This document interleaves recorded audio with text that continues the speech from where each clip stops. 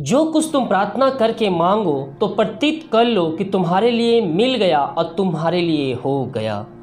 मरकुस 11 के 24 पदों में लिखा है, जो कुछ तुम प्रार्थना करके मांगते हो तो प्रतीत कर लो कि तुम्हें मिल गया और तुम्हारे लिए हो गया।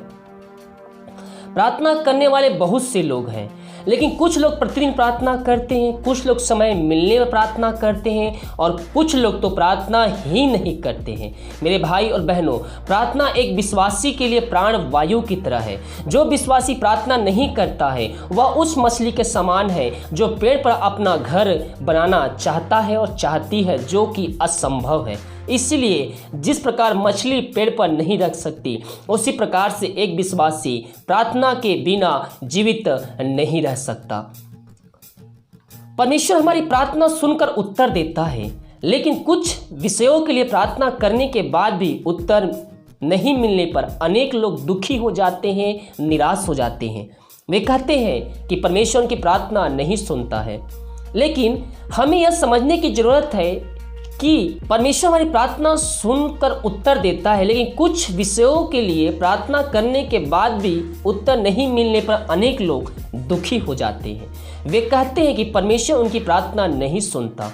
लेकिन हमें यह समझने की ज़रूरत है मेरे प्रियो, परमेश्वर हमारी प्रार्थना को सुनने के लिए कुछ बातें हैं।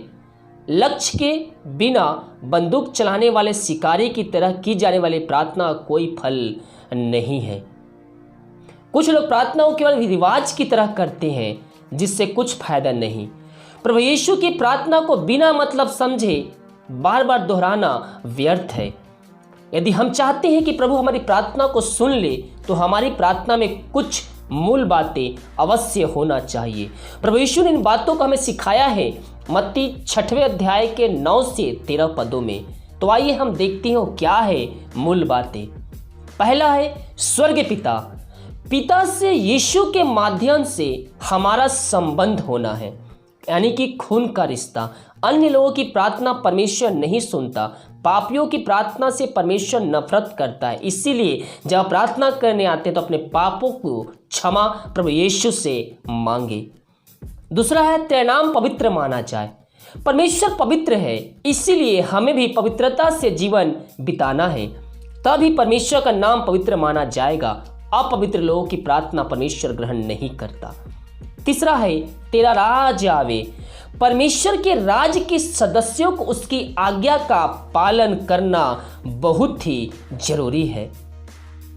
आगे है तेरी इच्छा जैसे स्वर्ग में पूरी होती है वैसे ही पृथ्वी पर हुए। परमेश्वर के राज के सदस्यों के परमेश्वर की इच्छा अनुसार चलना है मेरे पियो। आगे है हमारी दिन भर की रोटी आज हमें दे। हमारी जरूरतें 5वें स्थान पर होना चाहिए मेरे पियो। जिस प्रकार हमने अपने अपराधियों को क्षमा किया, वैसे तुम भी हमारे अपराधों को क्षमा करो। जो परमेश्वर क्षमा चाहते हैं वह पहले क्षमा करना सीखे। जो हमसे बुरा करते हैं, अगर हम उन्हें क्षमा ना करें तो हम कैसे सोच सकते हैं कि परमेश्वर हमारी पाप क्षमा करेगा। इसीलिए पहले हम दूसरों को क्षमा करना है, तब परमेश्वर हमारी क्षमा प्रार्थना का जवाब देगा। हमें परीक्षा में ना ले, परंतु बुराई से बचा। परमेश्वर हमारी परीक्षा नहीं करता, लेकिन वह शैतान को अनुमति देता है कि हम परखे जाए, फिर भी वह हमें हर एक बुराई से बचाता है। पहले 4 बिंदुओं के बाद भी हमारा आवश्यकताओं को बताना है मेरे प्रियो। इसका तात्पर्य यह है कि हमारे जीवन को पहले सही करना है, तभी परमेश्वर हमारी प्रार्थना को सुनकर उत्तर देगा। अपने हृदय को निष्कपट रूप से परमेश्वर के चरणों में रखना ही प्रार्थना है। अन्य शब्दों में परमेश्वर से बातें करते हुए संपर्क में रहना ही प्रार्थना है। हम जिस व्यक्ति से प्रेम करते हैं उनसे बातें करना और संपर्क में रहना हमें अच्छा लगता है।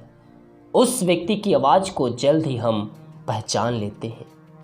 प्रार्थना द्वारा परमेश्वर से निरंतर संपर्क में हमें धीरज के साथ पवित्रता में स्थायी रहने में मदद करता है। प्रार्थना से हम परमेश्वर के निकट बने रहेंगे। और उसका आनंद भी अनुभव कर सकेंगे। प्रभु यीशु मसीह इन वचनों के द्वारा आप सभी को आशीष दे। आशा करता हूँ इस आर्टिकल के द्वारा प्रभु आपके जीवन में अद्भुत कार्य चमत्कार करेगा और आशीष की झरोखों को आपके लिए खोलेगा। वीडियो को लाइक, कमेंट और शेयर कीजिए। चैनल को सब्सक्राइब कीजिए, नोटिफिकेशन को ऑन कीजिए ताकि आपको हमारे सारे वीडियो यूट्यूब पे और ईमेल पे मिल सके। God bless you.